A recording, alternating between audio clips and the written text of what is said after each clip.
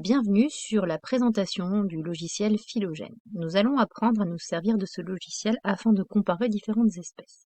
Nous avons ici la version Phylogène niveau collège. Vous pouvez découvrir ici, dans le bas de l'écran, les différentes collections qui existent. Nous avons différentes collections et nous pouvons les choisir à l'aide du curseur. Vous pouvez aussi choisir les différentes collections en cliquant sur le petit menu. Je choisis par exemple la collection vertébrés actuels et fossiles. Il apparaît en jaune, cela veut dire qu'il est sélectionné, et je clique sur OK. Apparaissent alors ici les différentes espèces de cette collection. Vous avez les espèces actuelles qui apparaissent en noir, comme par exemple le gorille, le pigeon, la mésange, et vous avez les espèces disparues qui apparaissent en rouge, comme par exemple le Compsognathus, l'Archéoptérix, le Placoderme, etc. Vous pouvez dans un premier temps observer les différentes espèces, si je clique sur ce bouton. J'ai alors ici les différentes espèces qui apparaissent en petit, et je peux sélectionner par exemple le chat, et il apparaîtra avec une image plus grande ainsi qu'une échelle. Je peux même comparer différentes espèces en même temps.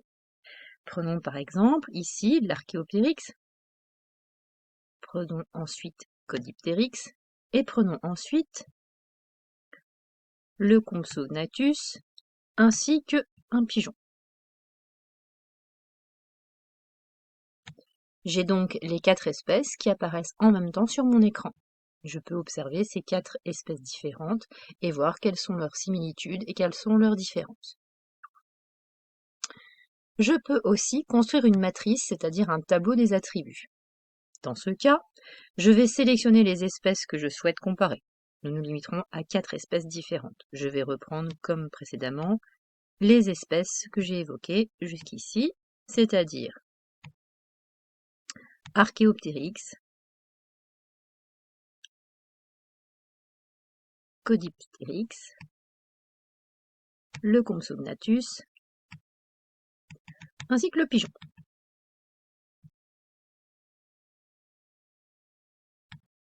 Ils apparaissent dans cette première colonne qui liste les espèces que j'ai sélectionnées.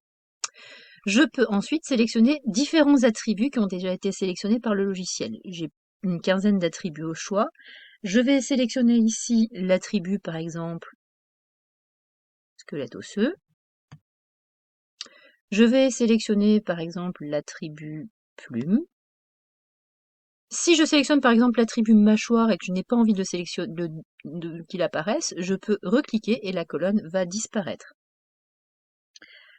Je vais sélectionner aussi l'attribut aile. Je dois alors compléter ici le tableau d'attributs en indiquant si c'est présent ou absent. Je clique sur une case, une photo apparaît dans le coin en bas, ici à droite, qui me permet de compléter cette case. Je vois donc que Archéoptérix a un squelette osseux, Caudiptérix aussi, donc je coche présent. Le Compsognathus présente aussi un squelette osseux et le pigeon aussi. Donc ici, j'ai déjà complété la première colonne du tableau d'attributs. Je peux même déjà commencer par vérifier si les réponses que j'ai fournies sont bonnes. Donc, il m'indique que je n'ai pas complété le tableau en entier. Est-ce que je veux vérifier? Oui. Donc, je vais quand même avoir 8 erreurs ici qui apparaissent, mais le reste de ce que j'ai déjà complété est correct. Je m'intéresse ensuite aux plumes. Qu'en est-il? Archéoptérix en présente? Oui, on va cocher au fur et à mesure, comme précédemment. Là, je n'ai pas d'indice. Je vais essayer absente, on verra ce qu'il en est à la correction. Je corrige. Il m'indique que j'ai 5 erreurs, et donc ici, Caudiptérix, je peux recompléter qu'en fait elles sont présentes, bien que l'information ne soit pas spécifiquement donnée. Pour les ailes, qu'en est-il? Pour Archéoptérix,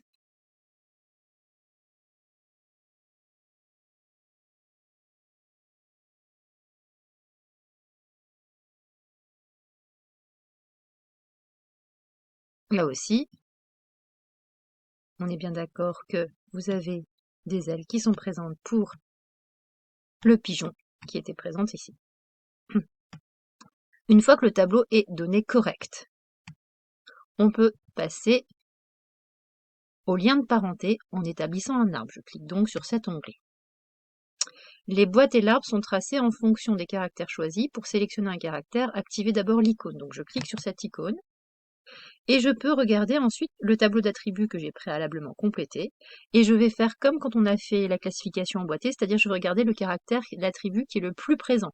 Ici, c'est squelette osseux. Donc une grande boîte apparaît avec les squelettes osseux. De même ici, j'ai un début d'arbre qui commence à se former avec comme attribut commun squelette osseux. Puis le deuxième attribut qui est commun à tous, ce sont les plumes. Donc là, excepté le Compsognathus, vous avez tous les autres qui possèdent des plumes. Donc ici, on a donc un autre nœud qui apparaît et qui permet d'établir d'autres liens de parenté. Ensuite, je peux rajouter l'attribut L et seul l'Archéoptérix et le pigeon possèdent cet attribut en commun. J'ai donc un arbre qui se dessine un peu plus précis, qui montre que le pigeon est plus proche au niveau des liens de parenté d'Archéoptérix parce qu'il possède plus d'attributs en commun, à savoir l'attribut qu'il possède en dernier en commun et l'attribut L. Mais le pigeon et l'Archéoptérix sont plus proches de Caudiptérix car ils possèdent en commun des plumes.